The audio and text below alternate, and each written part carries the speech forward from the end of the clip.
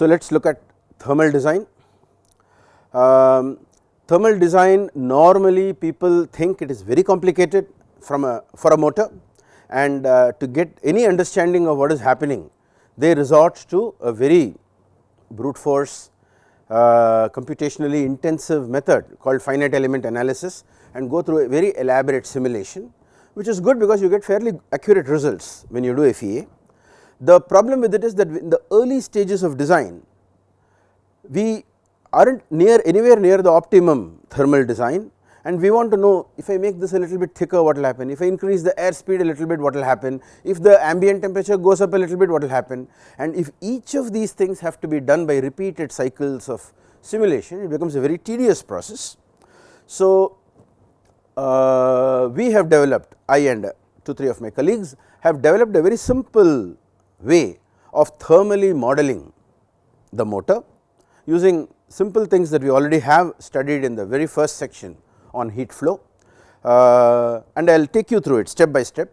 It is very simple, and whenever I have a design of a motor whose geometry and other things are known, I can, using some simple spreadsheet like Excel or something, I can just model the whole thing, and then just by changing numbers as I want, I can modify the design and I can see the impact on how the thermal profile is, the temperature profile in the motor is. So, before we get into building the whole thermal circuit of the motor, I will start with a few building blocks. Firstly, let us recap what we already know. Ohm's law applies, temperature difference is like the voltage which drives the heat current, which is in watts, and the ratio between the two is the thermal resistance. And this thermal resistance gets applied both in conduction and in convection. In the case of conduction, the material property is well known, what is called lambda, the coefficient of thermal conductivity, and the resistance depends on the material property lambda as well as on the geometry, which is the length and area. This we already know. When it comes to convection, there is no notion of length because it is just air circulating around the object. So, there is no L, there is only a 1/A term, and the material property is given by this mysterious number called H, which is the heat transfer coefficient. What does this heat transfer coefficient really depend upon? In the case of lambda, I can just look up a material property handbook and I know what is the lambda, but in the case of H, there is no single value of H if you are talking about air. So, we need to find a way of estimating. There are some empirical formulas. I will give you one formula, H is equal to 12 minus 1.16 V plus 11.6 root V. This is broadly a formula that holds true for velocity in the range of 2 meters to 20 meters per second. We are not going to be applying anywhere near 20 meters per second because it will be like a cyclonic storm. The speeds that we encounter for the airflow will be much smaller than this. So, typically we can say that this equation is valid for the normal design condition in which our motor will operate. What you see is that as the speed increases, initially if I put V equal to 0, then H is equal to 12.12, and the moment a slight wind starts blowing, it is becoming close to 25.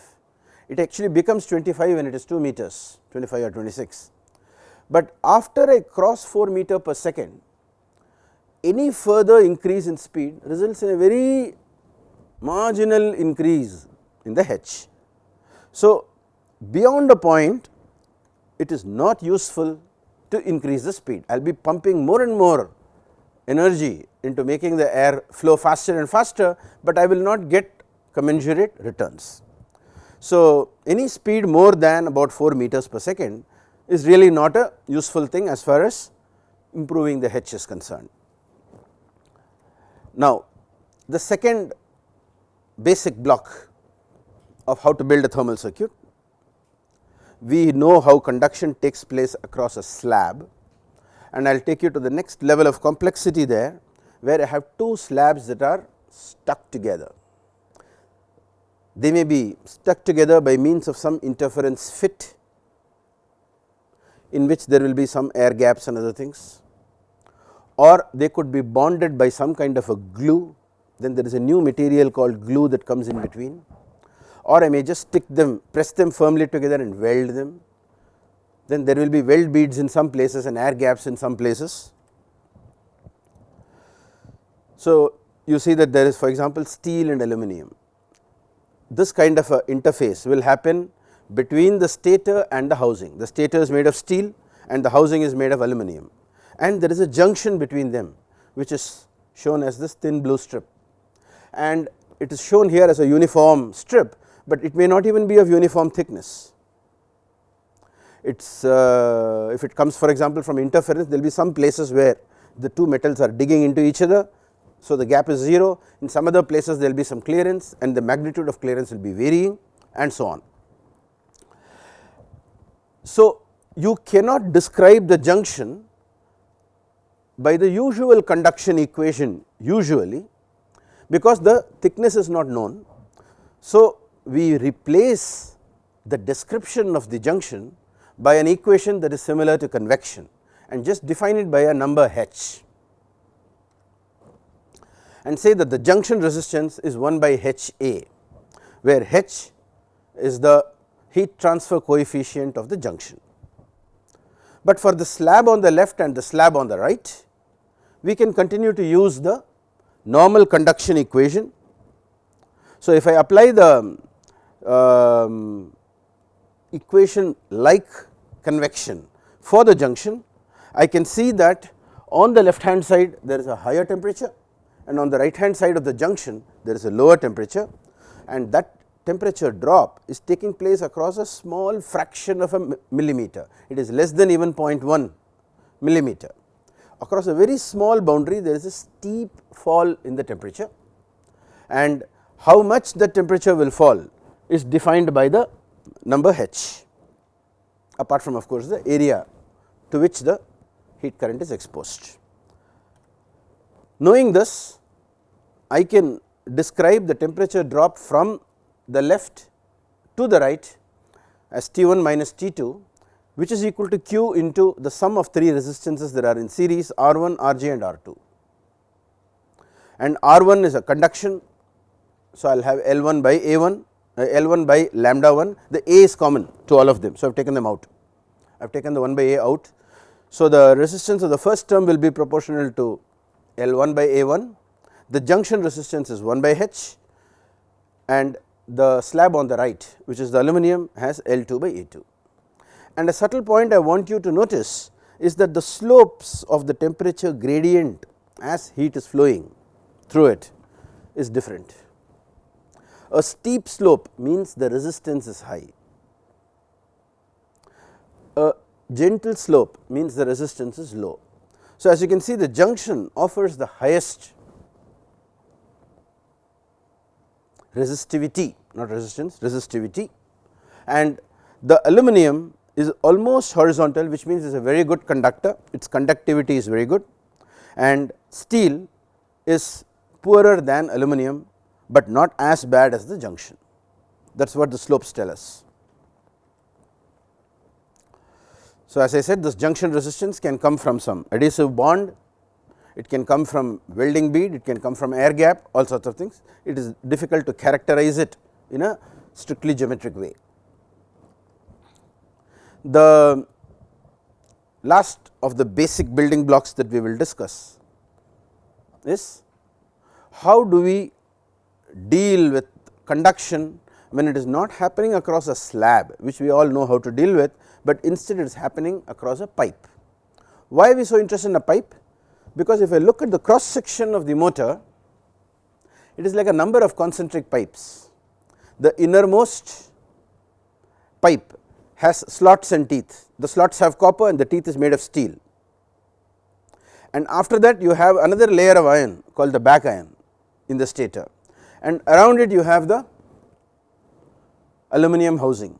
So, it is a number of pipes that are coaxial, which together make up the motor, and the source of heat goes from a point close to the axis and travels outwards, and finally when it reaches the outer surface of the housing, it is taken away by the air.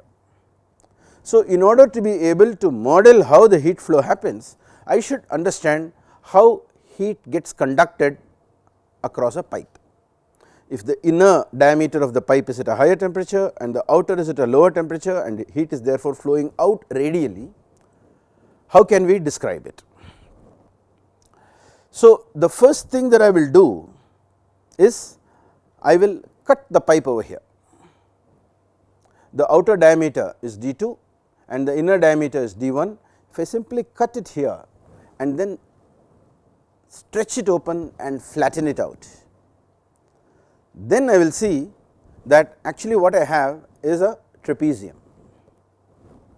It is a trapezium where the longer side is equal to the circumference of the outer circle, which is pi d2, and the shorter side of the trapezium is the circumference of the inner circle of the pipe, which is pi d1, and you can figure out what will be the slope of this.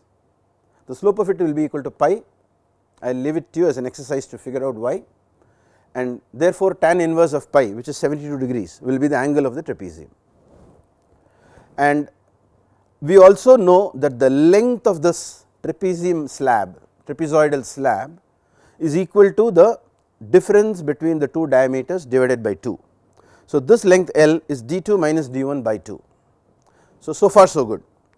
Heat is entering from the smaller face of the trapezium and exiting from the bigger face of the trapezium, but this is still not like the slab that we know how to deal with.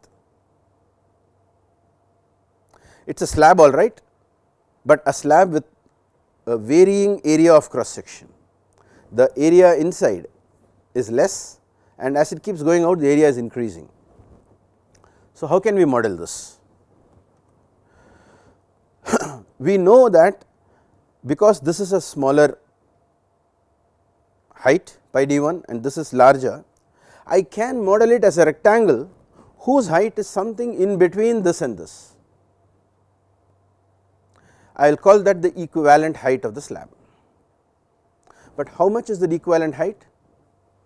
Is it the average? Will it be pi d1 plus pi d2 by 2, or is it the geometric mean, not the arithmetic mean? To figure this out, I will slice it into a number of slabs. Each slab can be considered a rectangle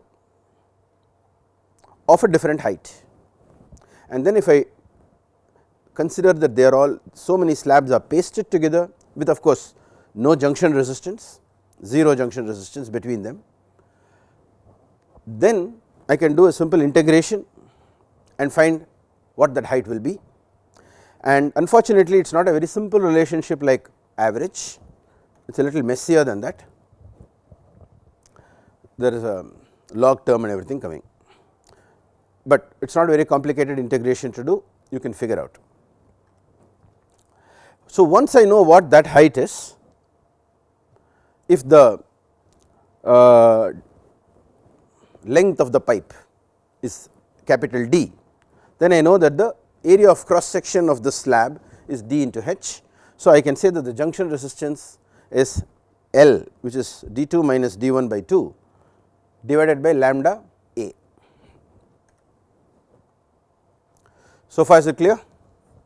If you have any doubts you can ask me, no problem. I am taking you step by step through this, so that no matter what design you come up with tomorrow you will be able to easily model it. The other thing I want to now introduce you to is the idea called Norton's theorem, which comes from electricity. I do not know how many of you remember this, have any of you even heard of this? It is one of those obscure topics that we do not pay attention to in college. Normally when there is a battery, the battery is a voltage source, it also has an internal resistance, and the way we represent it in a circuit diagram is separately as a battery with no internal resistance, and then in series with it we show what the internal resistance is. So, the battery is represented with 0 internal resistance, and then to account for the internal resistance we connect the internal resistance in series with the battery.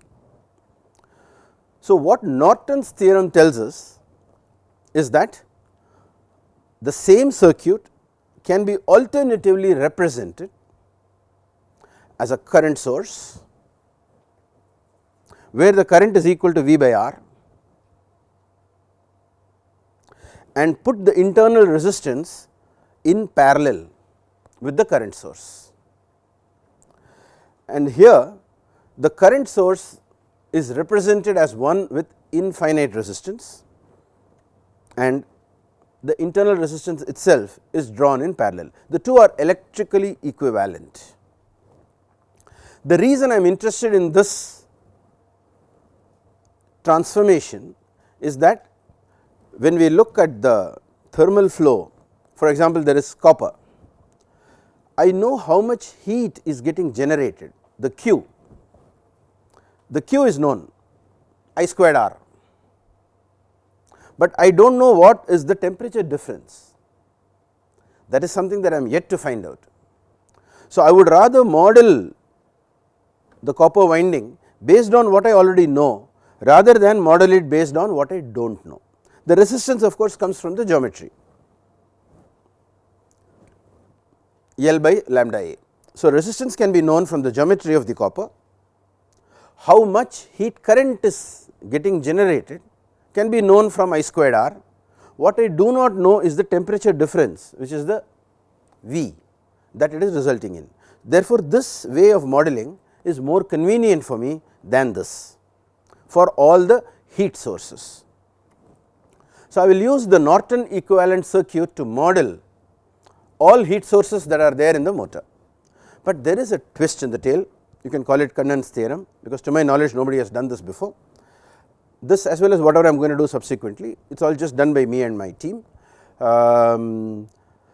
So, when I look at a heat source like let us say copper, heat is getting generated at every point in the body, and the heat getting generated at any one slice of the body is travelling through a certain length before it exits. So, it is encountering a body resistance which is proportional to the distance where it is getting originated.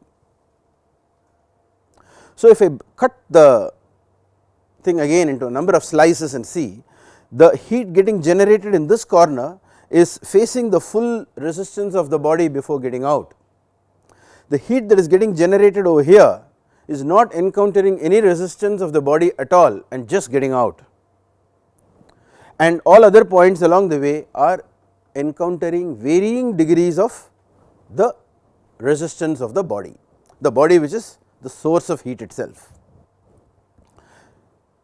In addition, some heat is coming into the body from some external sources which is passing through.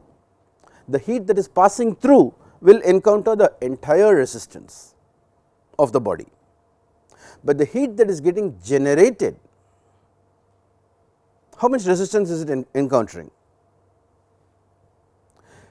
We can say that on the average it is encountering half the resistance of the body.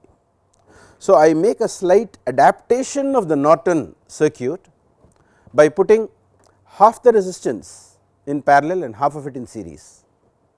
The heat getting generated by the body will encounter the half the resistance, but the heat coming in from outside into the body will flow like this and then like this. It will not flow like this. Why?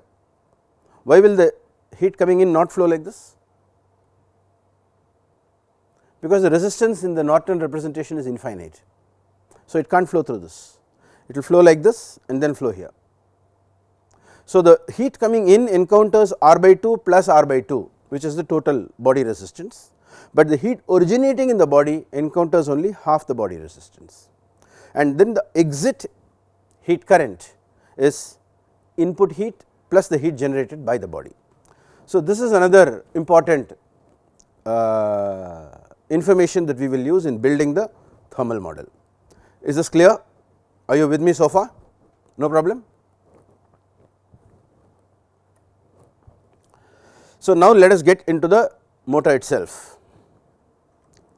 If I look at the motor, the innermost core, I can think of it as a pipe.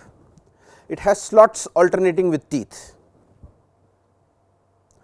The teeth are directly connected to the back ion, which is the next radial pipe, but the teeth are also connected laterally to the winding through the winding paper which we introduce to insulate the winding from the body, and this paper is normally like a U shaped thing inside which the windings are passing. So, between the copper and the teeth there is a layer of paper, and between the copper and the back ion, which is radially outwards, there is paper 2. So, I am calling this as the front paper because it is facing the outward direction radially, and then there is a side paper which is between the copper winding and the teeth. If I were to look at it, I will have a number of slots and a number of teeth in between, and based on my geometric model I can take the area of the slot to the area of the teeth as a ratio and simplify my model by saying that this much percentage of the total area is occupied by the copper and this much percentage of the total area is occupied by the teeth. And in addition, I will introduce a paper over here. There is also paper in between, but its dimension will not be equal to this. This is a very small dimension. Its dimension will be equal to the ratio between this length and this length.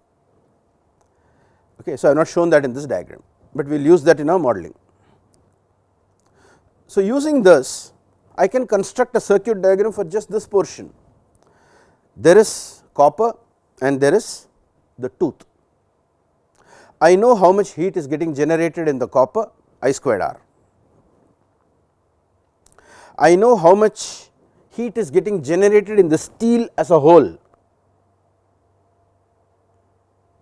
and the steel is nothing but the teeth and the back ion.